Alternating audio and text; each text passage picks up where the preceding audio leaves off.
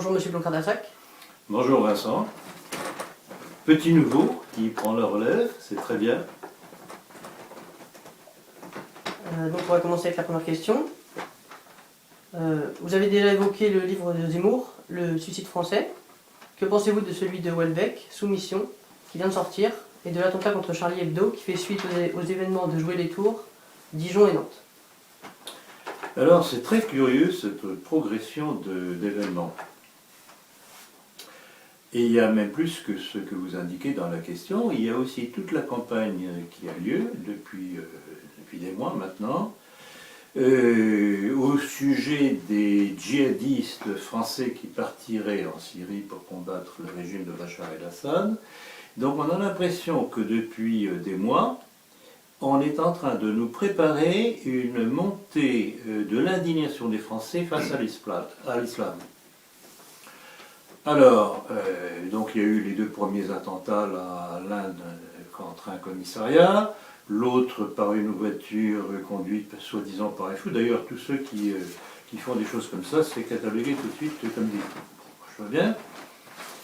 Et ensuite, il y a le bouquin de Zemmour qui a fait un sérieux tintamarre, où il y a du bon et du douteux, parce que, il a rendu hommage au maréchal Pétain, il a rectifié quelques petites histoires, mais dans le même temps où il mettait en garde contre l'islam, ce qui est normal vu l'accumulation des migrants qui viennent imposés par nos différents gouvernements, libéraux et socialo-marxistes, il est évident qu'on ne peut pas continuer à accepter cette situation. Donc on comprend qu'il dénonce cette invasion, mais ce qui me dérange toujours avec ces gens-là, et je fais la même réflexion pour le bouquin de Houellebecq, c'est qu'ils dénoncent le symptôme et ne remontent pas la cause.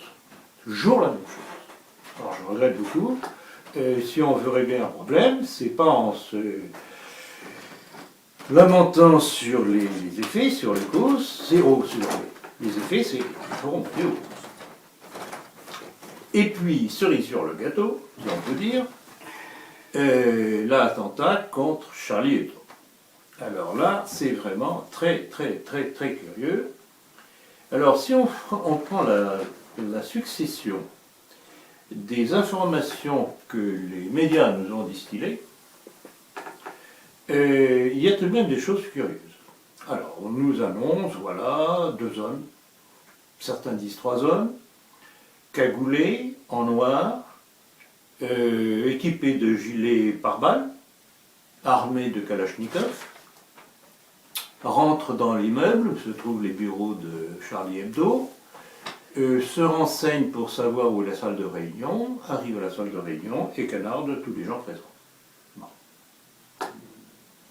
Un fait, si on en croit par ce que nous ont dit les médias.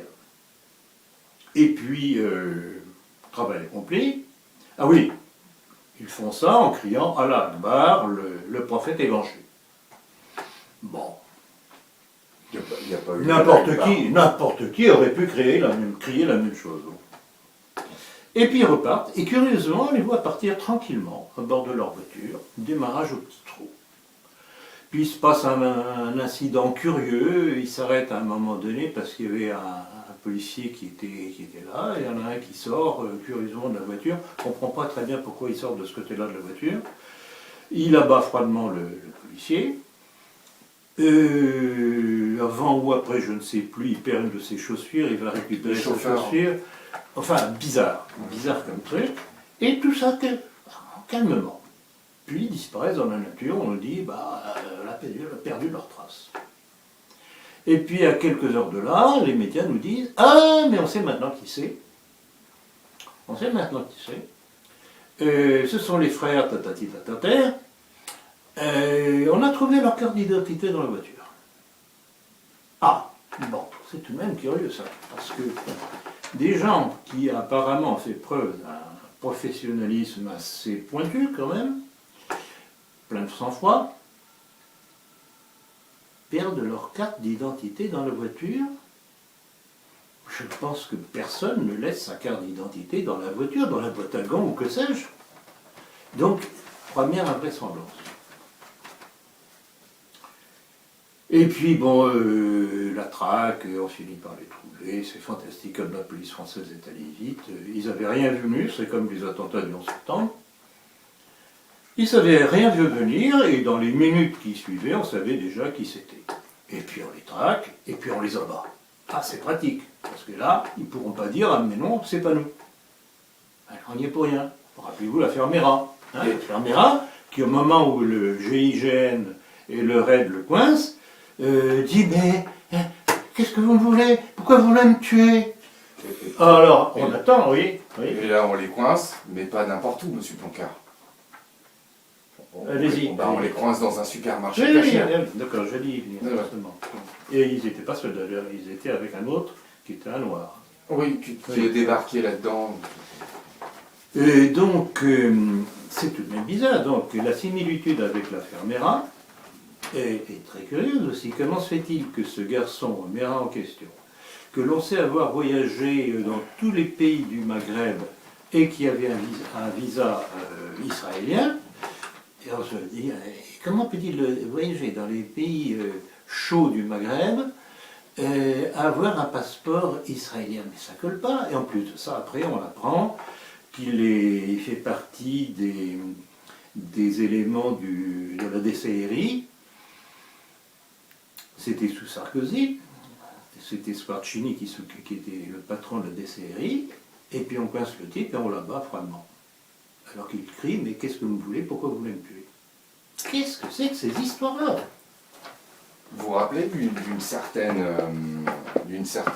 échappée, on va dire, d'un type qui était sorti avec son fusil de chasse ou je ne sais pas quoi, et qui avait débarqué à Libération?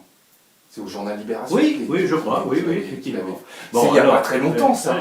C'est il n'y a pas très longtemps. Donc, on a l'impression que... Enfin, alors, les Américains ont un terme que je trouve remarquable. Ils en ont deux même. L'un qui est de false flag, c'est-à-dire le faux drapeau, ce qui veut dire organiser une opération en donnant l'impression que c'est quelqu'un qui l'a organisé alors que ce n'est pas cette personne-là ou ce groupe de personnes-là.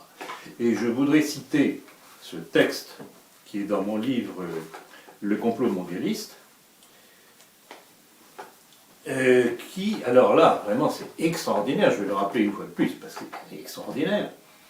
C'était sur base d'une étude de la Army School of Advanced Military Studies, donc c'est un service de renseignement de l'armée américaine, dont ce rapport a été publié le 10 septembre 2001, c'est-à-dire la veille des attentats contre les deux tours, et qui spécifiait ceci. Donc ça avait été publié dans le Washington Times. Le Mossad israélien sans scrupules cruels et rusés a la faisabilité de toucher des cibles américaines en donnant l'apparence d'une action arabo-palestinienne. Mais il n'y avait pas que ça. Il n'y avait pas que ça. Dans un grand quotidien italien du soir, c'était le Corriere della Sera. Ça c'était postérieur, c'était du 30 du 11... non, antérieur, 2007. Il disait ceci: les attentats du 11 septembre 2001 ont été planifiés et exécutés par la CIA américaine et le Mossad israélien, avec l'aide du monde sioniste en vue de mettre en accusation les pays arabes et pousser les pays occidentaux à s'engager dans les guerres d'Afghanistan et d'Irak.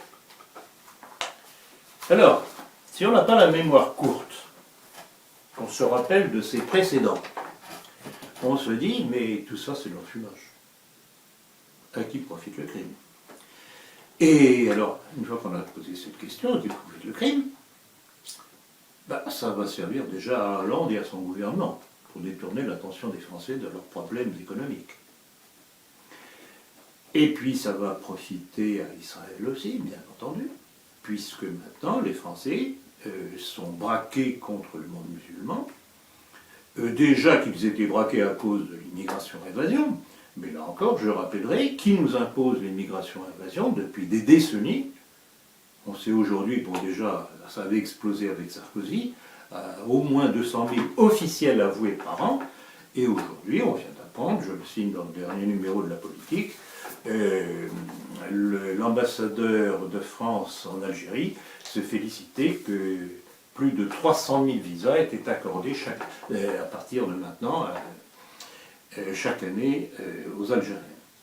Donc il y a une double démarche là. D'une part, du fait de nos gouvernants, qu'ils soient soi-disant libéraux ou socialo-communistes, une volonté de nous submerger sous l'immigration, et depuis un certain temps, une volonté de faire peur aux Français avec l'islam.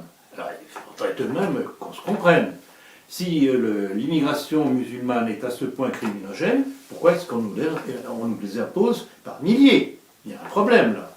Donc il y a quelque chose de plus que douteux derrière cette politique. D'une part, vouloir nous submerger sous le nom de l'immigration musulmane, maghrébine et noire, et d'autre part, braquer les Français contre le monde islamique.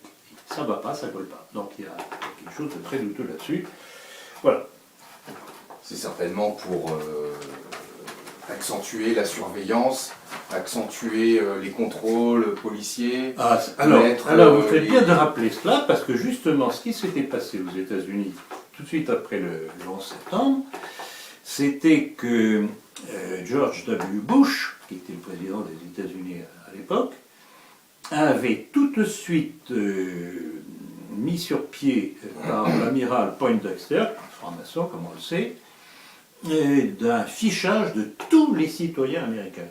Pas simplement des immigrés, plus ou moins musulmans, islamiques ou que sais-je, c'était tous les citoyens américains. Donc, on perçoit qu'à travers ces coups, ces false flags, comme ils disent les Américains, ils profitent de la panique provoquée dans le public pour imposer une surveillance de tous les citoyens. Une technique qui avait été usitée pendant la conquête de l'Ouest, non? Ou pendant la conquête du Canada? De toute façon, toute la politique américaine, depuis le début de l'existence de l'État américain, ça n'a été que d'une succession de provocations. On va commencer par contre les Indiens, hein, pour leur faucher leur territoire. C'est toujours la même chose. Alors, le but de tout ça, c'est qu'en fait, de même qu'avec la Russie de Poutine, on insiste à une double offensive. De double volonté. La volonté de lancer le monde occidental contre le monde oriental, c'est-à-dire l'Europe de l'Est, alliée pour l'instant avec la Chine, l'Inde, etc. Donc l'affrontement de deux mondes, Est contre Ouest. Et dans le même temps, parallèlement, lancer le monde occidental, soi-disant encore chrétien, contre le monde islamique. C'est ce qu'on appelle la guerre des mondes. Voilà, donc c'est très grave parce que toutes les libertés individuelles vont disparaître avec ça, et puis surtout qu'on nous désigne à un adversaire qui n'est pas nécessairement le véritable adversaire. Parce que je rappellerai encore une chose, ce sera d'ailleurs, je vais l'évoquer dans ma conférence de cet après-midi, qui a créé l'islam contre le christianisme naissant. Voilà. Donc question suivante. Question suivante. La polémique autour des crèches a fait grand bruit. Quelle est votre analyse sur cette volonté d'application de la laïcité? C'est-à-dire qu'elle est toujours à sens unique. Parce que je ferai remarquer quand même qu'on a eu droit à des menorahs géants, c'est-à-dire des chandeliers à 7 branches, symbole judaïque, qui figure en perspective de la tour Eiffel, qui, on le sait, Eiffel était franc-maçon, et la tour Eiffel est considérée par les maçons comme un symbole de la maçonnerie. Donc, judaïsme et maçonnerie, c'est la même chose, puisque vous savez, dans mon livre, la maçonnerie, j'ai démontré sur base de leur propre texte que la maçonnerie était issue de la Kabbale talmudique juive. Donc, voilà, donc c'est toujours deux poids, deux mesures. Toute la laïcité ne sert qu'à supprimer les uns après les autres les symboles du christianisme. Et rappelez-vous aussi toute la campagne qui a été faite, qui a commencé avec Sarkozy, contre le dimanche chômé. Là aussi, on supprime un vieux symbole chrétien. qui correspondait tout simplement au repos de notre Créateur après avoir créé le monde, le repos du 7e jour. C'était la transposition de cela. Alors, tout ça, ça doit disparaître. Nos symboles doivent disparaître pour que les leurs puissent émerger. Voilà. M. Blanc-Cardassac, vous évoquez souvent le défaitisme dans nos milieux, notamment chez certains personnages. Pouvez-vous nous en expliquer les raisons qui vous font réagir? C'est-à-dire que dans le combat qui est mené contre nous, ceux qui viennent vous dire il n'y a plus rien à faire, ces gens-là sont soit des idiots finis, soit des compagnons de route. Et alors, bon, ça tombe bien justement, parce qu'on en a parlé dans le dernier numéro de la politique, c'est du fait justement de toute cette campagne contre l'islam, l'immigration, le bouquin de Raspail, là, de Candessa, revient à la mode, on en reparle aujourd'hui. Et le hasard faisant curieusement les choses, je suis tombé sur un texte assez ancien de Raspail, publié dans le Figaro. Ça date du 17 juin 2004. Alors, bon, on en a parlé, donc il y a toute une page dans le dernier numéro de la politique, parce que quand on cite les choses, on veut donner vraiment tout le contexte, que ce soit pas simplement des coupages de phrases. Mais je vous en citais tout de même deux, parce que c'est très significatif. Voilà ce qu'il dit, hein, quasiment au début de son article. Je n'ai pas grand-chose à ajouter, sinon que je crois que les carottes sont cuites. Car je suis persuadé que notre destin de Français est scellé. Parce que la situation est irréversible. Alors, voilà un individu qui dénonce le danger de l'immigration. Très bien, rien à dire. Et premièrement, non seulement il ne dit pas quels sont les auteurs de cette politique, et d'autre part, il dit, de toute façon, c'est pas la peine de me battre, c'est fichu.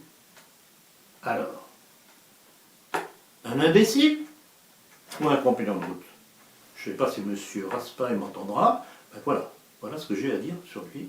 Et pas simplement sur lui.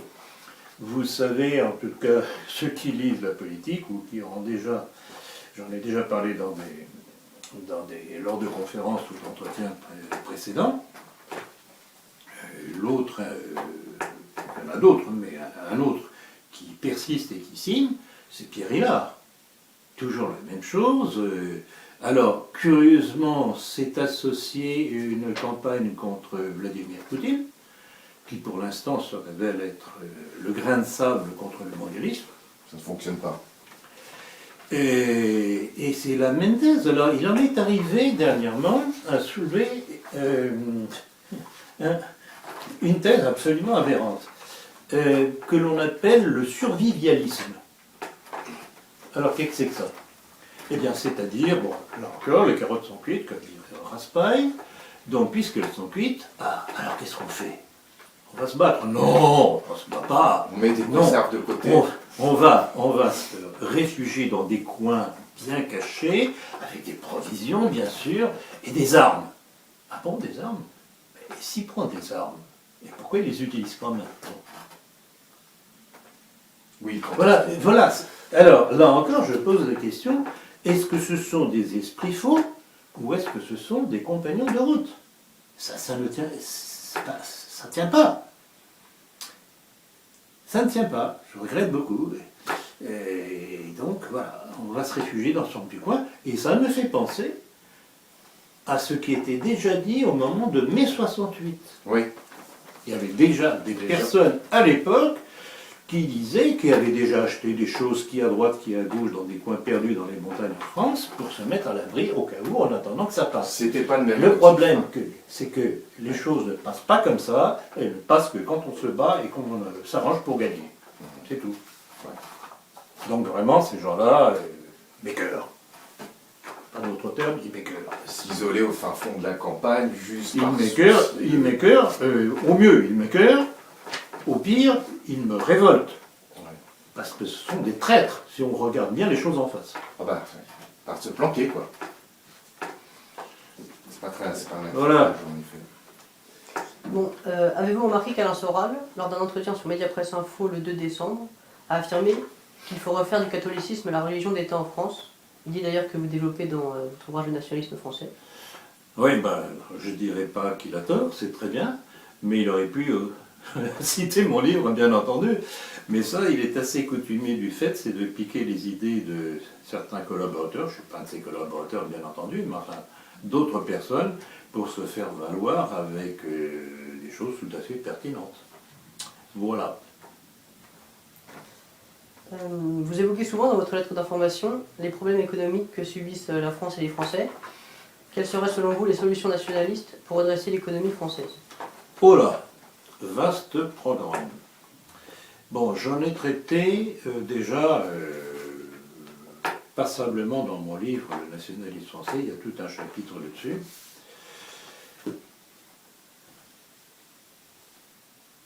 Il y a tout à faire. Il y a tout à faire. Premièrement, il faut couper les pompes aspirantes de l'immigration qui sont une charge épouvantable sur les finances françaises. Puisque vous savez que les migrants, dès qu'ils arrivent en France, qu'ils soient officiels ou pas officiels, bénéficient de subsides que les Français nécessiteux n'en ont même pas. Il faut bien voir aussi que depuis le regroupement familial élaboré par messieurs Chirac et Giscard, la famille de l'immigrant venu soi-disant travailler en France s'agrandit, avec des gens qui ne sont même pas nécessairement de sa famille directement. Loin de là. Donc tout ça, ça pèse un poids considérable sur les finances de la France et il faut en mettre un terme. Alors, il y a non seulement couper les pompes aspirantes qui font venir l'immigration, il faut supprimer cette politique de nos gouvernants actuels, libéraux ou socialistes, qui poussent à cette invasion. Et donc, évidemment, ça passe par une révolution. Ça passe par une révolution nationaliste. Il n'y a pas 36 000. Alors, ce n'est pas en faisant pression sur ces gens-là, en pouvant espérer qu'ils vont changer de politique, qu'on y arrivera. Et alors, bon, une fois ça, il y a mille autres choses encore à faire. Il faut supprimer tout ce système de démocratie inorganique qui retire aux citoyens la vérité de son vote. Ça, c'est encore une des choses que j'ai expliquées en long et en large dans mon livre Le nationalisme français. C'est que quand on demande l'avis à un citoyen, il faut qu'il donne son avis sur des sujets qu'il connaît, et non pas sur des sujets qu'il ne connaît qu'au travers des médias. Vous savez, qui tient les médias, donc qui tient les médias, tient l'information, qui tient l'information, tient le vote des Français. C'est pas compliqué. Donc, c'est une tâche, je dirais pas colossale, c'est une tâche qui est simple en soi, mais il faut pouvoir l'accomplir. D'où la nécessité de prendre le pouvoir. C'est pas compliqué. Que pensez-vous de l'emprunt que le Front National a fait auprès de la banque First Russian Bank? Dans certains médias, on dénonce Poutine qui manipulerait le Front National dans le but de faire éclater l'Europe. Cela ne serait-il pas du complotisme? Alors c'est très amusant, votre question m'amuse et m'enchante d'ailleurs en même temps, parce que les mêmes qui disent ça à propos de Poutine, qui pousserait à ce complot justement pour déranger le monde occidental, sont les mêmes qui nient le complot judéo-maçonnique. C'est même assez amusant. Alors par contre, ce qu'il y a d'intéressant à noter, c'est que cet emprunt a été fait auprès d'une banque juive, enfin dirigée par un juif en Russie, qui est une petite banque relativement. Et quand on dit que Marine Le Pen a d'excellents contacts avec Poutine, je ne le crois pas. Je ne le crois pas, je ne pense pas que Poutine soit naïf à ce point-là. Et de toute façon, ce n'est pas une grande banque russe, qui a accepté. Et alors, chose intéressante, non seulement le directeur de cette banque est juif, mais l'intermédiaire qui a servi à la transaction l'est aussi. Donc on retombe en plein dans la direction judéophile du Front National actuel. Voilà. Celle-là même qui se vole au secours de Charlie Hebdo aujourd'hui, alors que tant de caricatures avaient été faites sur le Front National, des pires et pas des meilleurs. Non, mais c'est la lâcheté face au poids des médias. C'est toujours la même chose. Il y en a beaucoup qui en font autant. Nous, on ne peut que mettre en garde, de façon à ce que les Français, s'ils meurent, ne meurent pas complètement idiots. Êtes-vous au courant de la révélation de Closer sur l'homosexualité de Philippot? Après cela, êtes-vous toujours partisan de l'entrisme dans le FN? Oui, bon, alors je suis au courant de la révélation, qui n'est pas une révélation finalement, de Closer sur l'homosexualité de Florian Philippot. Et ça, on le savait déjà depuis longtemps.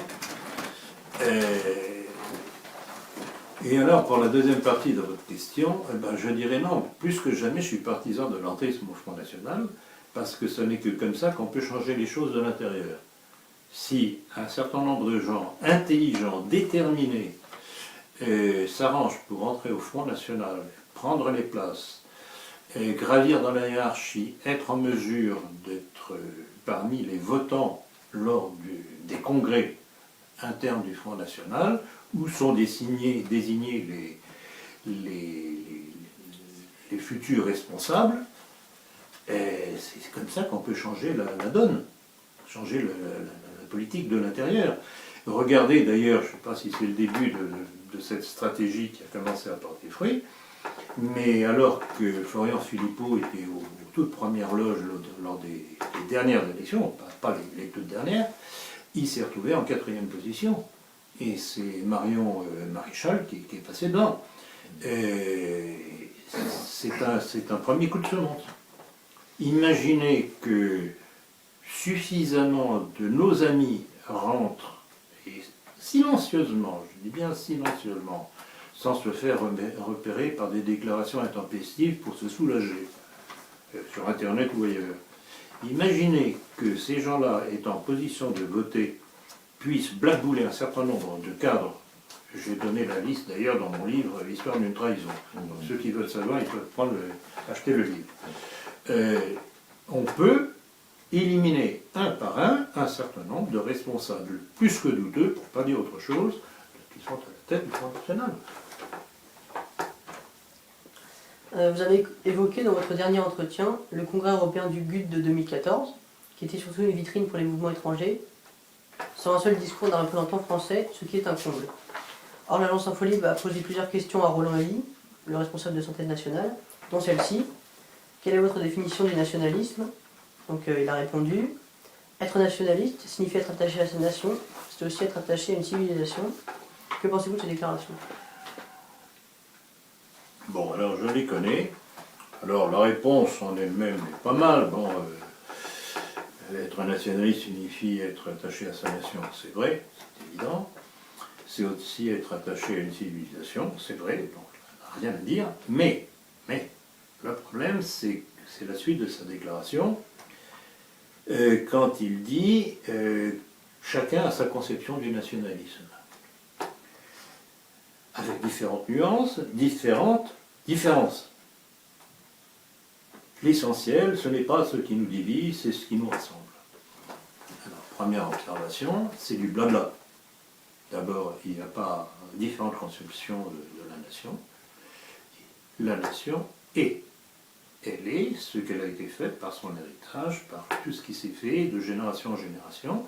C'est une réalité intangible. Il ne peut pas y avoir différentes définitions de la nation. Parce que si ça existait, d'ailleurs c'est ce qui se passe par exemple au Front National, et ce qui se passe évidemment dans la tête de Roland Elie, c'est que ces différentes conceptions de la nation, elles vont s'annuler entre elles. Donc il n'y a aucune dynamique là-dedans. Voilà. Alors, ça m'a fait penser, quand j'ai vu cette réflexion de Roland Elie, ça m'a fait penser à la fameuse déclaration de De Gaulle, disant « toute ma vie, je me suis fait une certaine idée de la France ». Ben non, on ne se fait pas une certaine idée de la France, je répète, la France est ce qu'elle est par son héritage, que l'on a à conserver, point à la ligne. C'est tout. C'est un constat, c'est pas une... C'est un constat. C'est pas une idéologie, c'est un constat. Ça. D'ailleurs, rappelez-vous aussi comment j'insiste très lourdement dans mon livre Le nationalisme français. Le nationalisme n'est pas une idéologie, c'est un pragmatisme. C'est-à-dire qu'on analyse les faits, les solutions éventuelles à apporter à tel problème engendré par la démoplutocratie, de façon pragmatique. On n'est pas des faiseurs de système, on étudie la situation, qu'est-ce qui serait le mieux pour sortir le pays du pétrin. Il y avait des codes et des méthodes. C'est une méthode. Et C'est des une méthodes. méthode. Voilà, tout simplement. C'est ce que Maurras appelait l'empirisme organisateur, Oui. hein, ou Paul Bourget qui parlait de politique expérimentale. Voilà. C'est scientifique, ça. Maîtrise d'œuvre. C'est scientifique. Absolument. Alors, autre sujet, quelle analyse faites-vous sur le retour de Sarkozy en politique et des déclarations de Luc Châtel quand il prétend que l'UMP soutient la famille contre la gauche? Que voulez-vous que je vous dise? Alors Sarkozy, c'est très curieux, lui qui avait juré ses grands dieux après sa défaite de 2012 qu'il ne voulait plus entendre parler de politique, de toute façon. Quand on fait des conférences à l'étranger avec des cachets de 100 à 150 000 euros la conférence, on peut vivre tranquillement. Sans compter la retraite qu'il doit toucher en tant que président de la Après, République, monsieur toucher Pontard. tout ce qu'il a pu amasser, la fortune de sa chère Carla, etc., etc. Donc on ne va pas pleurer sur lui. Alors on se pose la question, pourquoi a-t-il voulu revenir en politique? Alors certains diront, c'est possible aussi, le goût du pouvoir. Ouais. Mais il y a aussi une autre piste, c'est que du fait de l'accumulation de casseroles qu'il a derrière lui, s'il est élu président de la République, avant qu'il ne soit rejoint par les jugements de la justice, il sera à l'abri du fait de l'immunité dont jouit le président de la République. Donc c'est une piste. Je dois signaler aussi que selon différents sondages, sa cote de popularité auprès de ses sympathisants s'écroule très nettement.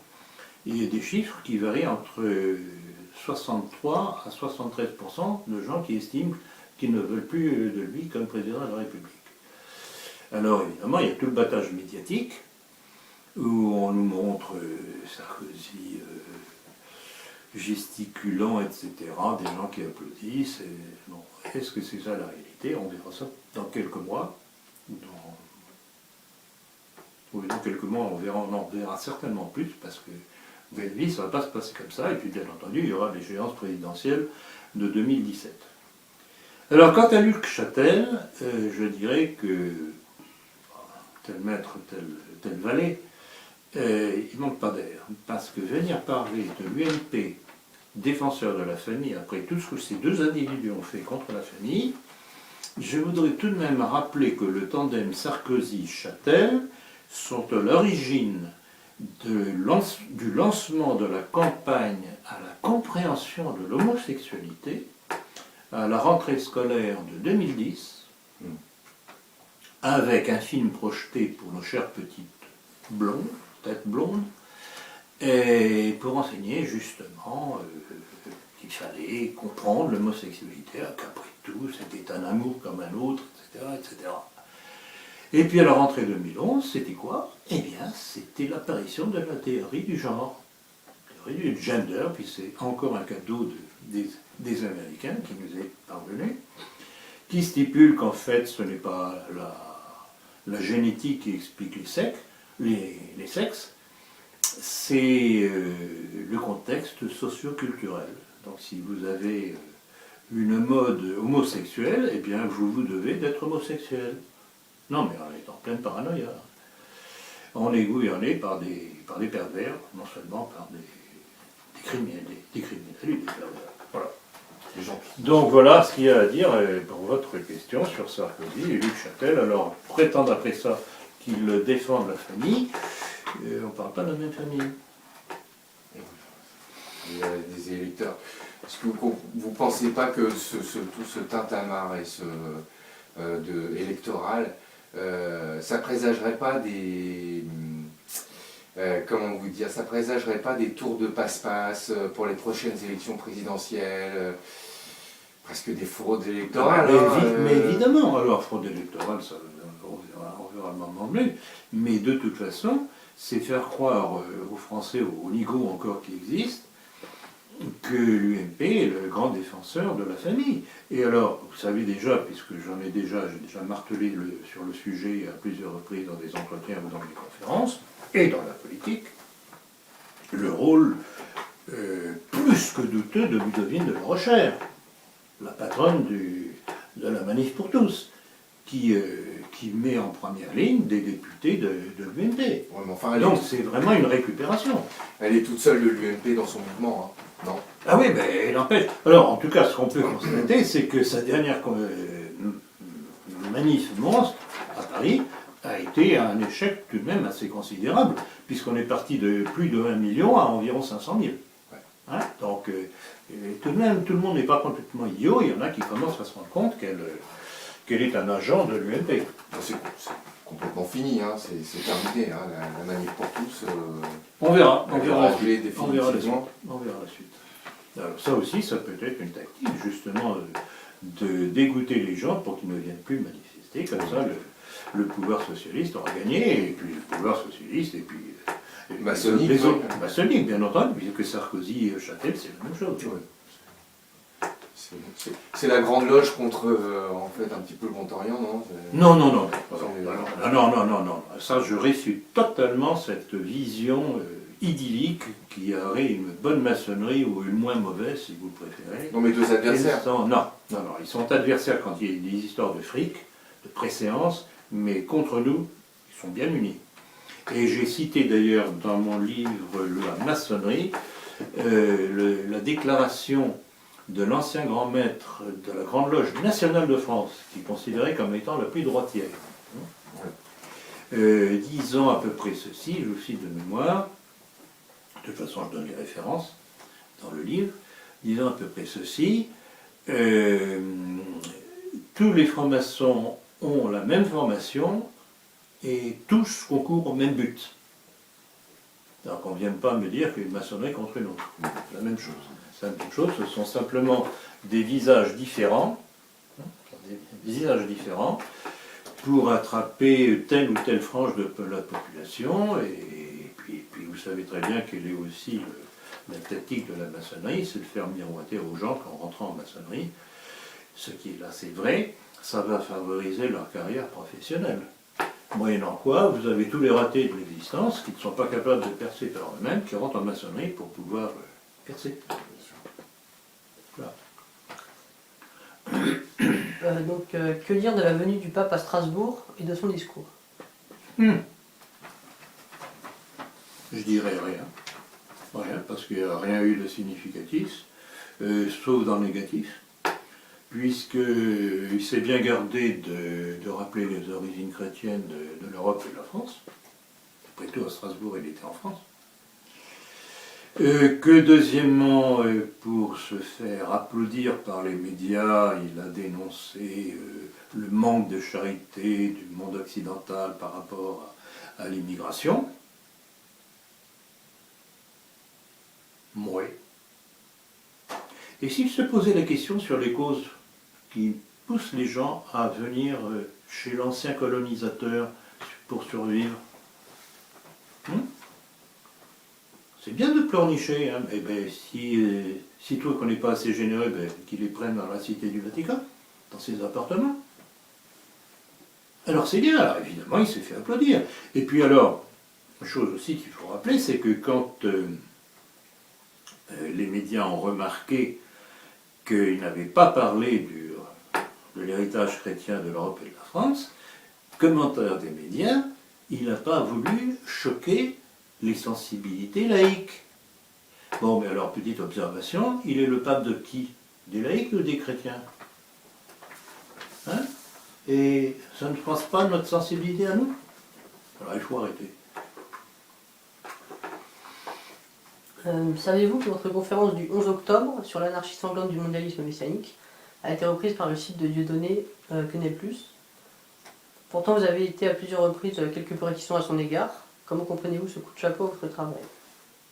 Alors effectivement, oui, il y a eu plusieurs correspondants qui m'ont envoyé le lien. C'est assez surprenant parce que bon, vous vous rappelez que effectivement j'avais mis en doute l'action de Dieudonné, qui est un provocateur, bon, il fait rire, bon. Mais moi, quand on se bat en politique, il ne faut pas faire rire. Il faut indigner les gens. Ce n'est comme ça qu'ils peuvent être utiles. Le rire des foules. Donc j'estime que ce genre d'action est néfaste. Et en plus de ça, quand j'ai envoyé le coup de sonde en utilisant le texte du Gorafi, alors certains ont ricané, ah Ploncard, a cité le Gorafi, a rien compris, etc.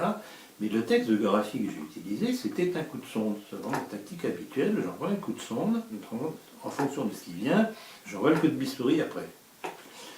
Or, le coup de sonde, c'était pour voir comment Dieudonné et Soral réagiraient. Or, ni l'un ni l'autre n'ont réagi. Or, quels sont les faits de cette histoire-là? C'est que, et je signalerai ce qu'en a dit d'ailleurs le site sioniste JSS News, Avec qui se vantant, pardon? Avec qui Dieudonné veut faire la paix aujourd'hui, visiblement. Ouais. Donc, ce site sioniste JSS News se vantant que grâce à l'action de Dieudonné, des milliers de personnes avaient pu être fichées par les services juifs, par les chèques qu'ils avaient envoyés, par les images en lesquelles on les voyait, etc. En plus de ça, il y a des imbéciles qui envoyaient leurs photos à Dieudonné. Voilà. Alors, non, c'est pas, en tout cas, nous, c'est pas comme ça qu'on travaille. Donc, c'était un coup de sonde. Alors, pourquoi est-ce que cette conférence a été publiée sur le site de Dieudonné? C'est parce que je pense qu'il y a des gens autour de Dieudonné qui sont d'accord avec ce que je dis. Ou alors, Et qui l'ont passé comme ça. On verra la suite. ou en utilisant la technique égalité-réconciliation, qui consiste en fait à aspirer des vues, à aspirer du contenu à n'importe où, à qui mieux, pour essayer d'augmenter le trafic. Je ne sais pas. C'est curieux. Alors, bon, il y a un petit rappel, effectivement. Votre réflexion me fait penser à une chose, c'est que Soral, il y a déjà 2 ans environ, facilement, maintenant, c'est plus du tout la même chose. Je ne sais pas pourquoi il a changé, d'ailleurs, par rapport à nous. Peut-être parce que notre succès aidant, ça commence à porter ombrage. Il avait cité une de mes conférences dans laquelle je rappelais le rôle du décret Crémieux dans la déchirure entre le monde arabo-musulman d'Afrique du Nord, l'Algérie, et la France, qui était tout à l'avantage des Juifs d'Algérie contre les musulmans. 1860. Et ce qui m'a valu d'ailleurs de nombreux ralliements de musulmans qui comprennent qu'ils sont utilisés par le système et par le monde juif contre nous, et que leur tour viendra après. C'est-à-dire qu'ils ont été utilisés et ils le seront à nouveau. Et ils le seront à nouveau, c'est évident. Et là, en ce moment, Là, ils en voilà, font et les c'est frais. la démonstration. Voilà, ils en font les frais en ce moment, c'est sur... Voilà, c'est la démonstration. Et Monsieur Ploncard, vous aviez dit que vous alliez revenir dessus. Alors donc on trouve les 3 terroristes dans un supermarché cachère. C'est très curieux cette histoire-là. Alors, vous savez quelle est la question que je me pose? Et d'ailleurs, Est-ce que les deux ou les 3 terroristes qu'on a vus cagoulés, s'enfuyant tout doucement, calmement, après avoir fait leur coup, sont les mêmes individus qui ont été abattus au supermarché? ce serait extraordinaire. Ce serait extraordinaire. En plus, il y a eu des morts. Il y a eu des morts. Mais bien sûr, mais bien sûr. Est-ce que ce sont les mêmes individus? Est-ce que ça ne fait pas partie du montage, ça, justement?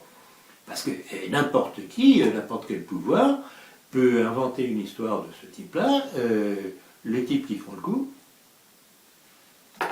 rappelez-vous les textes que j'ai cités tout à l'heure de ce service de l'armée américaine, le service de renseignement américain, pointant du doigt le Mossad et le Pentagone en même temps. donc leurs propres coreligionnaires, hein, les Américains.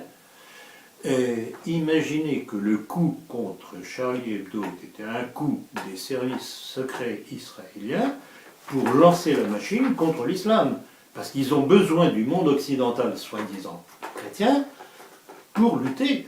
Israël est en très mauvaise posture.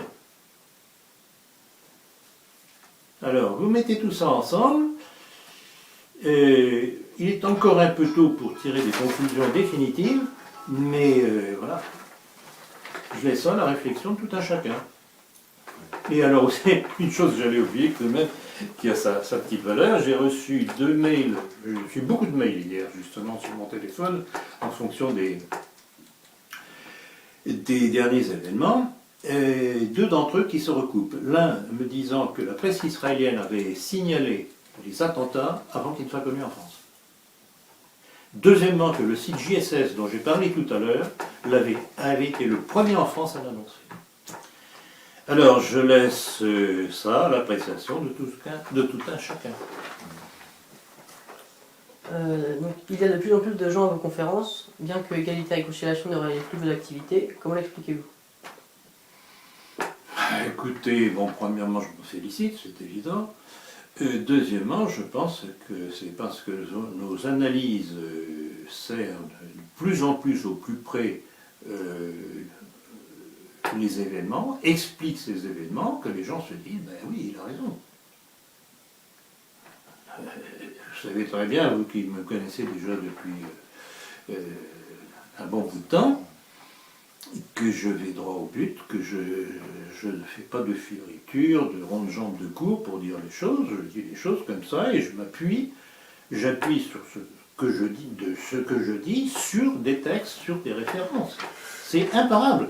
Or, on m'a insulté, on continue à m'insulter tout ce qu'on voudra, mais personne n'a pu mettre en défaut les informations que je donne. Donc c'est le béton. Et donc, l'idée de fonder un mouvement politique officiel, vous a-t-elle déjà passé par la tête? Oui, depuis longtemps, ça c'est évident, d'autant que même si j'y pensais pas, il y en a beaucoup qui se chargent de me le rappeler. Alors oui, effectivement, compte tenu de la situation, ce serait une chose nécessaire. Le problème, c'est que il y a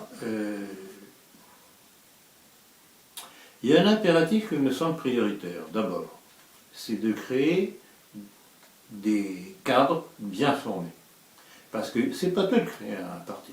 Si on crée un parti avec des gens qui ils réagissent avec leur tripes, c'est très bien, mais avec leur tripes, il y en a beaucoup justement qui ces jours-ci ont réagi.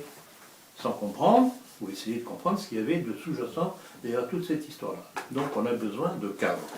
Ça ne se fait pas en un jour. Et quand j'ai décidé de reprendre le combat de mon père en 2001, je me suis heurté d'abord à une levée de bouclier de tout le monde, y compris les milieux catholiques, y compris tradis. Ceci dit, progressivement, tout ce que je disais, s'étant vérifié dans les faits par l'actualité, de plus de gens sont venus à moi et ça constitue des cadres tous les jours. Quand c'est simplement, il y a une substance qui se crée. Le problème, c'est que si je me mets à lancer un parti aujourd'hui, tout le travail de lecture, de réflexion, d'écriture que je fais, je n'aurai plus le temps de le faire de façon aussi approfondie. Et donc, il y a un choix à faire. Et c'est pour ça, je reviens sur la question que vous posiez tout à l'heure, la question de l'entrée au Front National. Ce que l'on peut faire dans l'immédiat, parce que tout de même, créer un parti, c'est pas donné. Ce n'est pas donné, ça coûte cher. On a un parti qui, pour le moment, a le vent en poupe du fait de toute la politique des partis traditionnels actuels, officiels actuels. Donc, il me semble évident que jouer l'entrisme pour modifier la texture de ce parti de l'intérieur, c'est-à-dire renvoyer la balle vers l'envoyeur, qu'ont fait les autres. Rappelez-vous, entre le Front National des débuts et le Front National d'aujourd'hui, a commencé.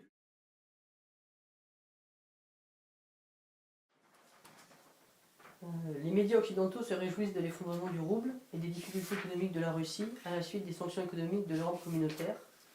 Vous êtes connu pour être un observateur attentif de la confrontation entre l'Occident sioniste et la Russie de Vladimir Poutine. Quel est votre décryptage? Bon, qu'ils se réjouissent des difficultés de la Russie, je le comprends, mais ils font un faux calcul parce que c'est assez amusant.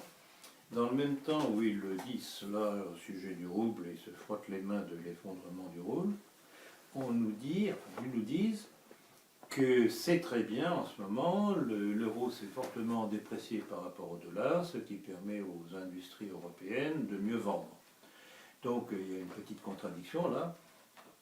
Et il est tout de même, je voudrais faire le rappel de ce qui s'est passé au moment du rattachement de la Crimée, petite parenthèse d'ailleurs qui revient dans l'orbite de la mère nation, puisque c'est seulement quand Khrouchtchev avait décidé, on se demande pourquoi d'ailleurs, le rattachement de la Crimée, qui était territoire russe, à l'Ukraine, que l'Ukraine était artificiellement ukrainienne. Bon, que la Crimée était artificiellement ukrainienne. Or, à ce moment-là, déjà, le rouble s'était effondré. Et tout le monde s'attendait à ce que Vladimir Poutine utilise ses réserves d'or pour maintenir le niveau du rouble. Il n'a rien fait. Il a laissé filer. Les investisseurs étrangers qui avaient investi dans des actions russes sont pris par la panique à vendre leurs actions. Et l'État russe a racheté ses actions à très très très bon compte. Donc en Crimée, il s'est passé la même chose maintenant avec le nouvel effondrement du rouble. Et cela me rappelle furieusement ce qui s'était passé au moment de la bataille de Waterloo, quand les Rothschild, avertis par leur messager que Napoléon avait perdu, avait fait courir le bruit en bourse de Londres que le contraire, Napoléon avait gagné. Et alors la bourse s'est effondrée, et évidemment il faut rappeler qu'avant de lancer le bruit, les Rothschild avaient vendu leurs actions. Donc quand la bourse de Londres s'est effondrée, ils ont acheté les actions à un très bas prix. Donc ou Poutine a lu ce que j'ai expliqué déjà un certain temps là-dessus, ou bien il est aussi connaisseur de l'histoire que moi, mais en tout cas c'est vraiment la même tactique.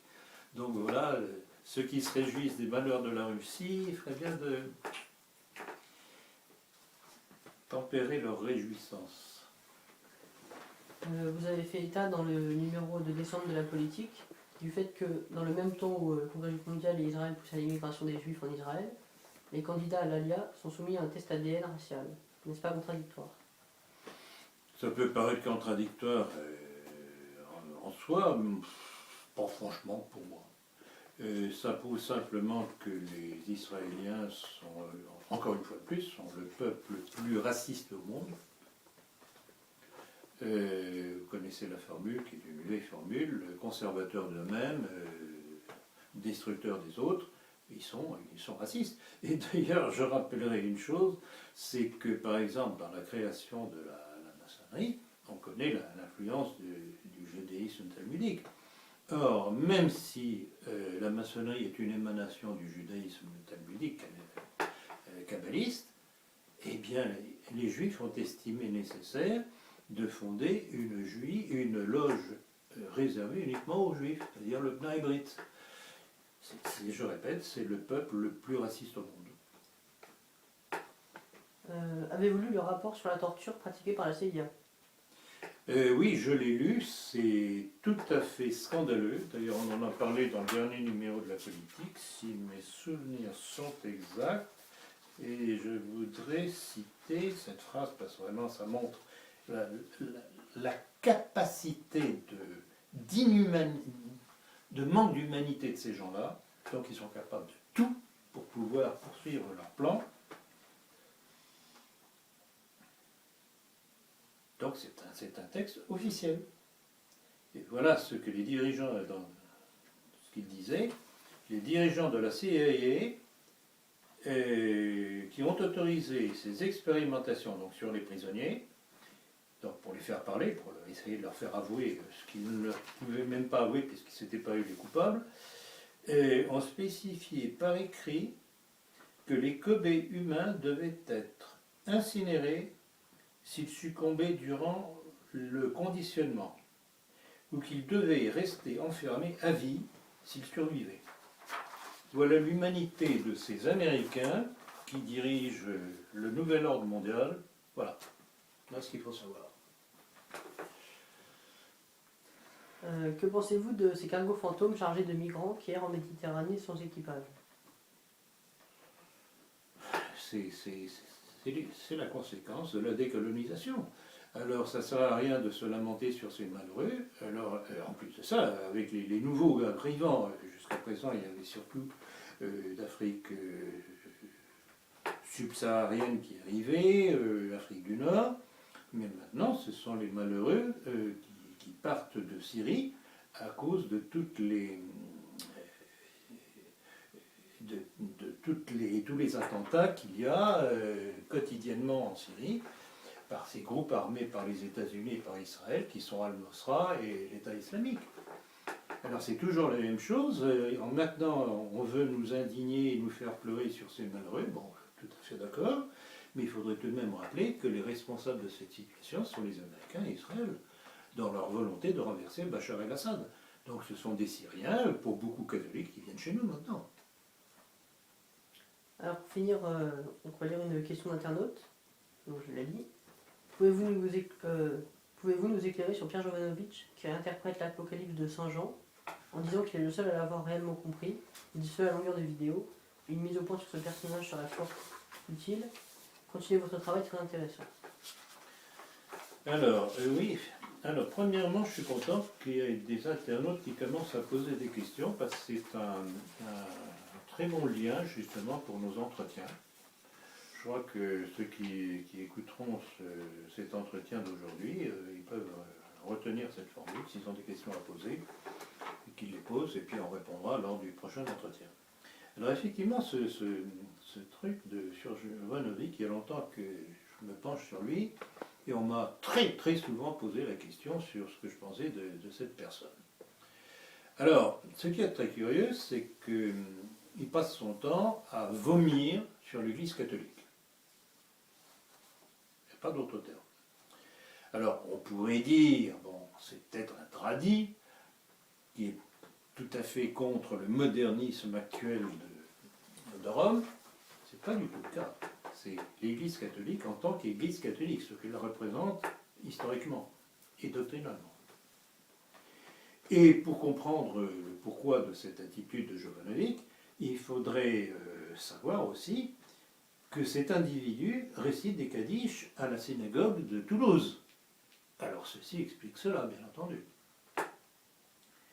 Et alors là aussi, c'est très curieux, et ça cadre tout à fait avec ce que j'ai dit précédemment, c'est que dans le même temps, il insulte les musulmans, l'islam. Donc on voit très bien, je ne sais pas s'il est juif réellement ou pas, ou bien s'il est inféodé, mais on voit cette haine talmudique à la fois du chrétien et à la fois du musulman. C'est très curieux parce que ce sont deux attitudes qui servent l'impérialisme israélien. Donc ça c'est absolument évident. Et alors j'ai relevé, quand j'ai vu cette question de l'internaute en question, et j'ai eu la curiosité d'aller voir sur internet les dernières productions de Jovanovic. Et il a lors d'un entretien, parce qu'il fait régulièrement des entretiens, il a une espèce de blog ou je ne sais pas quoi, interrogé quelqu'un qu'on connaît, que j'ai dénoncé d'ailleurs, j'ai relevé ses propos il y a quelques années, déjà lors de la première édition du complot mondialiste. C'est Georges-Marc Benamou, qui était le directeur fondateur de la revue sioniste Globe, dans le numéro 1. Et alors voilà ce qu'il disait, c'était en 1988, donc revue Globe numéro 1, tout ce qui est terroir, béret, bourré, bignou, bref, franchouillard et cocardier nous est étranger, voire odieux. Et voilà. C'est le juif qui profite de nous en étant en France, mais qui nous est, je ne dirais pas cordialement, qui nous est de façon virulente. Donc le fait que cet individu, Benabou, soit invité par Jovanovic, ben voilà, ça révèle les deux personnages. Voilà, et alors pour terminer, ce qui avait d'amusant, quand on voyait cette vidéo de l'entretien de Jovanovic avec Benamou, c'est que Jovanovic avait un magnifique pendentif autour du cou qui se terminait proportionnellement par un symbole du dollar de cette taille-là. Si vous trouvez que ce n'est pas révélateur, à quoi sert l'individu? Voilà. Bien, merci Monsieur Plancard. On arrête là? Oui, bien sûr. La suite tout à l'heure pour votre conférence. Et voilà, et la suite également. Très sur le bien. Eh site. bien, je tiens à remercier Vincent qui a remarquablement posé les questions très pertinentes, un bon travail personnel, qui n'a pas fait simplement du copier-coller de certains sujets qui ont été évoqués dans la politique, mais c'est vrai, vraiment, travail personnel que j'ai apprécié. Voilà. Donc, continuez comme ça. Merci Monsieur Plancard. Voilà, À bientôt. À la prochaine. Au revoir.